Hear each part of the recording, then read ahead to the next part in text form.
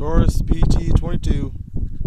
Got 8 rounds of mag, 1 in the pipe, 9 total. Good front sights. Rear and front, good sights. So I'm gonna do one-handed. I just found ammo that this gun actually likes. Aside from CCI mini mag, seems to be doing really good with this Aguila super extra high velocity copper plated. So let's see how we do.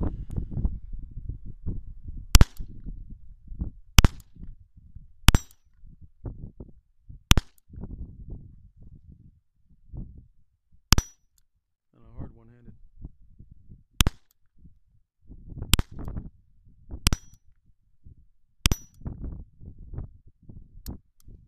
Alright.